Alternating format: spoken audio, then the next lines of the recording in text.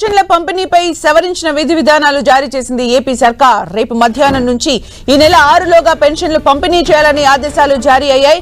కేటగిరీల వారీగా పెన్షన్ల పంపిణీకి విధి విధానాలు ఓసారి చూస్తే కొంతమందికి ఇంటి వద్ద పెన్షన్ల నగదు పంపిణీ చేస్తారు. మిగిలిన వారికి గ్రామ వార్డు సచివాలయాల వద్ద పంపిణీకి ఏర్పాట్లు చేస్తున్నారు. దివ్యాంగులు, తీవ్ర అనారోగ్యంతో బాధపడేవారు, అస్వస్థతకు గురైన వారు, మంచాన పడ్డవారు, వృద్ధ వితంతువులకు ఇంటి వద్ద పెన్షన్లు పంపిణీ చేయాలని ఆదేశాలు జారీ చేశారు.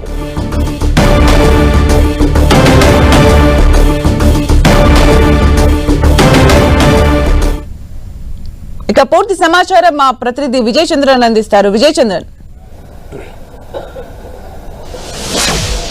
సుమిత్ర, గ్రామ వార్డు వాలంటీర్లు ఏదైతే ఉన్నారో వారికి పెన్షన్ల పంపిణీ నుంచి పక్కకు పెట్టాలా అని చెప్పేసి ఈసీ ఆదేశాల మేరకు ప్రత్యామ్నాయ ఏర్పాట్లను ఏపీ ప్రభుత్వం చూస్తోంది. ఇదివరకే చూస్తే కనుక ఈ పెన్షన్ల పంపిణీ వ్యవహారం మీద ఇప్పటికే ఆలస్యమైందని చెప్పేసి దీని మీద పెద్ద ఎత్తున రాజకీయాల్లో దుమారం చెలరేగడం, తర్వాత రాజకీయ పక్షాలన్నీ కూడాను ఎలక్షన్ కమిషన్ మీద త్వరగా వీళ్లకు పెన్షన్లు పంపిణీ చేయాలా అని చెప్పేసి వినతి పత్రాలు ఇవ్వడం, ఒత్తిడి చేయడం. ఈ నేపథ్యంలో ఏపీ ప్రభుత్వం వెంటనే స్పందించడం జరిగింది. దీనికి సంబంధించి కొన్ని విధి విధానాలను రూపొందించడం జరిగింది.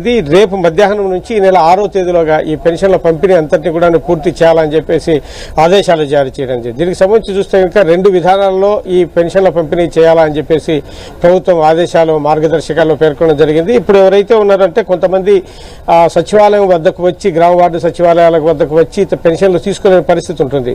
వారు వృద్ధులు, వికలాంగులు, తర్వాత తీవ్ర అనారోగ్యంతో ఉన్నవారు, మంచాన పడ్డవారు, ఇటువంటి వారు అనేక మంది ఉంటారు. వీటితో పాటు కనుక వృద్ధ వితంతువులు వీరందరూ కూడా ఉంటారు. ఈ నేపథ్యంలో వీరికి ఎక్కడైతే వాళ్ళ ఇంట్లో ఉంటారో వాళ్ళ వద్దకే వెళ్లి పెన్షన్లు పంపిణీ చేయాలి. మిగిలిన వారు గ్రామ వార్డు సచివాలయం వద్దకు వచ్చి పెన్షన్లు తీసుకోవాలని చెప్పేసి మార్గదర్శకాల్లో చెప్పడం జరిగింది. దీనికి చూస్తే కనుక 2,66,158 మంది వాలంటీర్లు ఉంటుండగా ప్రస్తుతం ఈ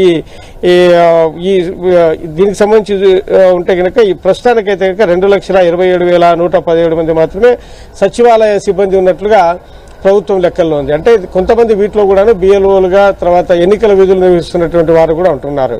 ఈ నేపథ్యంలో వీరందరూ కూడాను పూర్తి స్థాయిలో ఇళ్ల వద్దకు వెళ్లి ఈ పెన్షన్ల పంపిణీ చేసే పరిస్థితి లేదు. కాబట్టి దీనికి సంబంధించి ఎటువంటి ఇబ్బందులు కలగకోకుండా, వీళ్ళకు కూడా అధిక శ్రమ కాకుండా అంటే ఇన్ టైంలోనే వీరికి సంబంధించి వీళ్ళంత త్వరగా పెన్షన్ల పంపిణీ చేసేందుకు కోసం అని చెప్పేసి ప్రభుత్వం నిర్ణయం తీసుకోవడం జరిగింది. అట్లా రాగలిగిన వారికి గ్రామ వార్డు సచివాలయంలో పంపిణీ చేస్తారు. రాలేని వారికి, మిగిలిన వారికి ఇంటి వద్దకు వెళ్లి పంపిణీ చేయడం జరుగుతుంది. ఇదంతా కూడాను ఉదయం 9 గంటల నుంచి రాత్రి 7 గంటల లోపు దీనికి సంబంధించినటువంటి పెన్షన్ల పంపిణీ అంతటిని కూడా పూర్తి చేయాలని చెప్పేసి మార్గదర్శకాల్లో ప్రభుత్వం పేర్కొనడం జరిగింది. అంటే దీనికి అదనపు సిబ్బంది కావాలన్న కలెక్టర్ ని కూడా ఆదేశించినట్టుగా తెలుస్తోంది. అప్డేట్స్ ఏంటి? అట్ ద సేమ్ టైం అంటే ఏ డేట్ వరకు, అలాగే టైమింగ్స్ ఏంటి?